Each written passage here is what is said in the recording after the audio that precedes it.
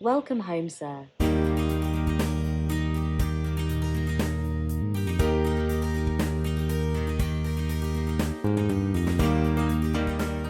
Hello everyone, this is Eric here. Thanks for clicking into my first YouTube video. I will be doing a simple house tour to show you our renovation works and furniture, and then in a subsequent video I will talk about the appliances and smart devices that I have. So a little background story before I begin. This is a 4-room HDB BTO in a smart enabled precinct.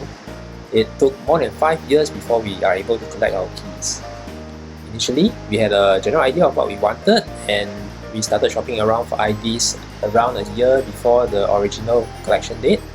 We met and talked to a few before finally deciding on couple abode, and we signed a package with them in 2019.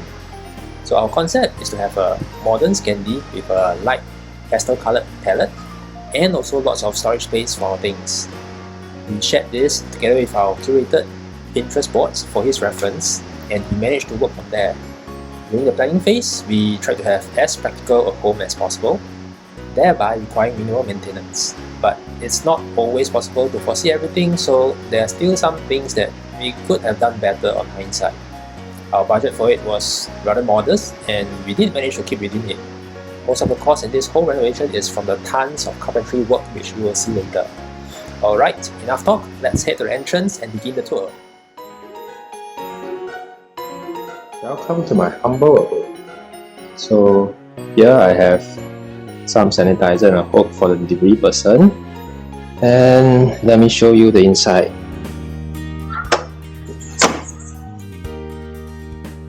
Okay, as we have entered the house, this is a small foyer for us and our guests to place their footwear before entering.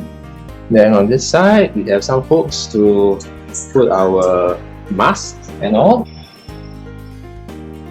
So one of the things that we did early on during the renovation was to install this uni-arm. It's a door stopper, which unlike the orthodox usual conventional wedge which you stuff at the bottom of the door, it's really helpful. It doesn't damage the door and it does its job quite well. Then moving on, here the built-in cabinet, we have an open shelf where we put our random stuff like masks, key, and other kinds of things.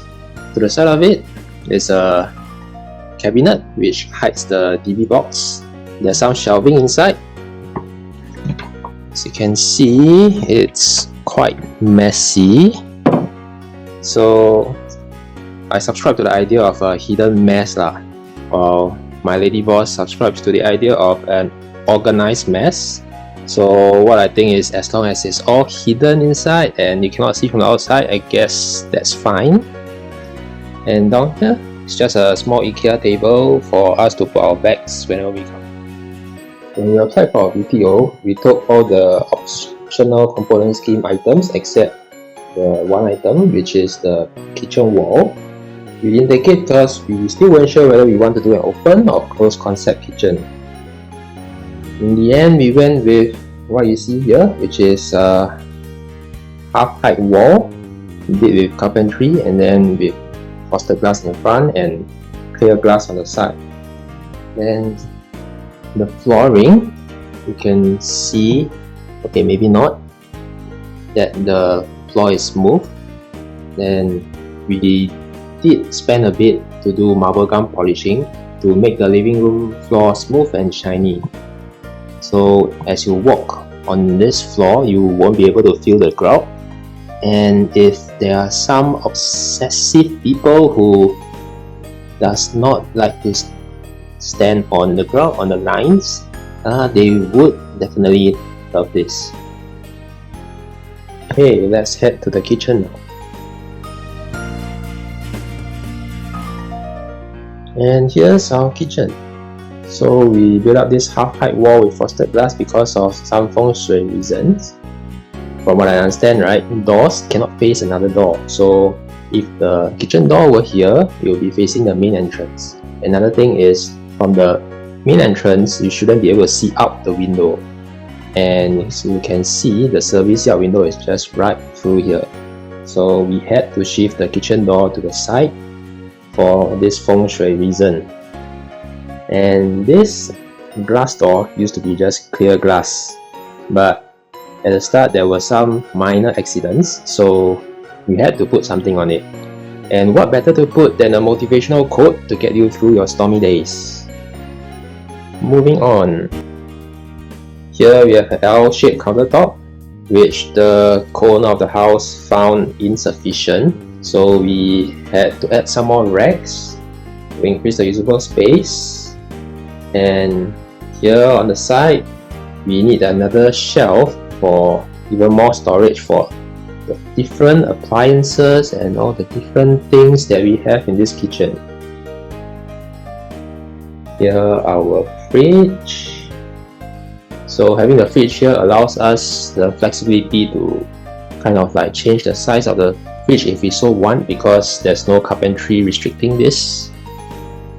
Of course, here is the basin. So one more Feng Shui tip is that water and fire should not be facing each other. So water, the fridge and the basin, they are not facing the stove directly. So this is okay. And this is the service yard. Since we did a closed concept kitchen, we left the service yard alone. You can see the wall still there, the door is still there, and most of the service yard is retained. We did change the laundry rack though, and we also added the window grills to all our windows to childproof the house.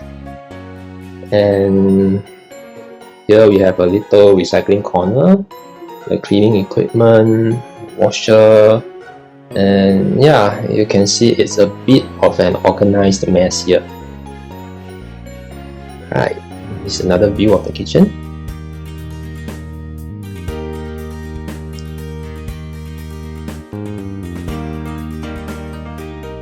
Okay, let's head back to continue the tour. On the other side of the entrance, we have some display spaces for our chapalang stuff that we collect. These are primarily my significant other's collection. Okay, go ahead, take a look. And here you can see that there's still a middle shelf that's empty. This is because my staff just recently got evicted and she has not properly taken over them yet. And in between, you can see some numbers. These are for you. These are some of the running beeps that she collected over the years from stand chart, sundown, etc. And behind this, as you might have guessed, is our bomb shelter or storeroom.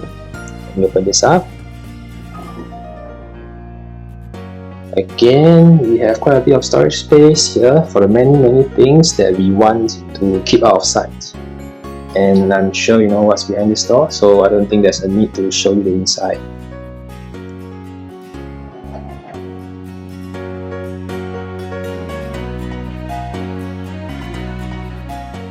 Okay, moving on to the living room proper. We have a 3-seater here which fits the length of the wall just nice. We did not get any coffee table because it takes up quite a lot of room and makes this already small living room cramped. And so far, you see the house is white, grey and light wood in colour. So here we have, above the sofa, a 3-coloured wall to add some more colours. We preferred light colours rather than strong colours, so as to have a more cozy feel. On the other side, here's the 55-inch LG TV, which fits just nice into a smaller wall on this side. Any bigger and it would look quite weird, as the padding around the wall would be really small. For the TV console, we looked all around Singapore and couldn't find one that fits our criteria. So in the end, we just got it from Taobao and shipped it here and assembled it ourselves. And here across is the kitchen. And in front of this kitchen is our dining area. It is a 1.8 meter dining table. So in order to have easy access to the seats inside, we left a gap at the wall. This made the table a bit off-centered if you look at the pendant lights from above.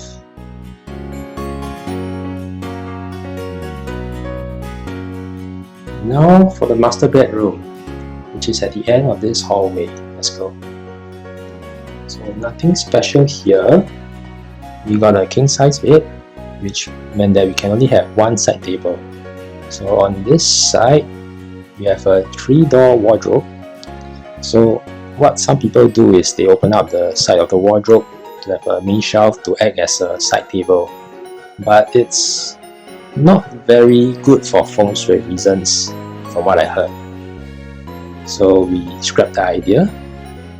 Then a few more Feng Shui tips for a bed. So the bed, right, should not be facing the door. Secondly, the bed should be raised on legs to allow the wind and energy to flow around you. And lastly, the bed should have a sturdy headboard to support you. Next, beside the master bedroom is the toilet. So we did a bit of carpentry works here. You can see a long mirror and a basin counter for more storage space. So the design of the toilet forces this part to be diagonal so that you can close the door. Even then, it's still not perfect, as sometimes when you open the door, you will still hit onto the countertop. On the other side, we have the shower area, which is divided by a glass screen and a door. And that's all for my master bedroom. For the second bedroom here and the common toilet here, we didn't do anything. So this will leave our options open in the future in case we want to do some more renovation on it. And finally, let's get to the study room. So the layout of the house is kind of unorthodox. The third bedroom, which we use as a work and hobby room, is on the opposite end of the house from the master and second bedroom. And here we go.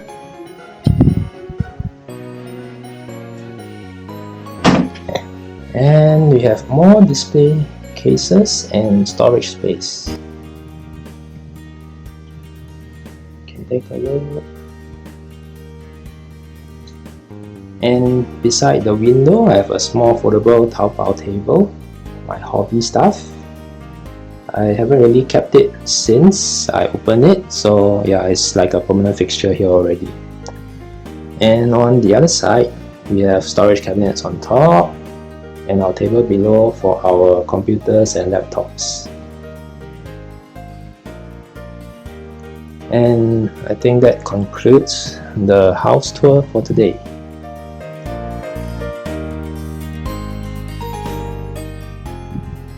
So you might be wondering where the smart in the smart home is, right? Well, here it is. Right here we have a socket, the one with a blinking green light on the top left. This is the smart socket that was provided by HDB for our smart enabled home. So what's so great about this socket is that it provides electricity like the other socket beside it.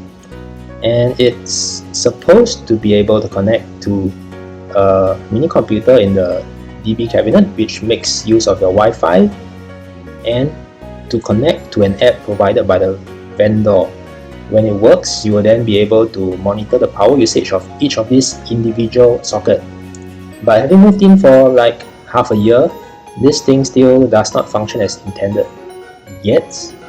So I'm still looking forward to the day our smart enabled home works as advertised. That's all for this basic house tour. I hope you've enjoyed it and got some ideas for your own home. If you have any questions or criticisms, do let me know in the comments. Not sure if you all managed to spot any smart devices that I have throughout the house. Want to make a guess what smart home platform I'm using? Let me know too. I will do a follow-up video to introduce some of the smart home items in my house. So do subscribe and press the notification bell to get notified when the next video releases. Bye! Goodbye, sir.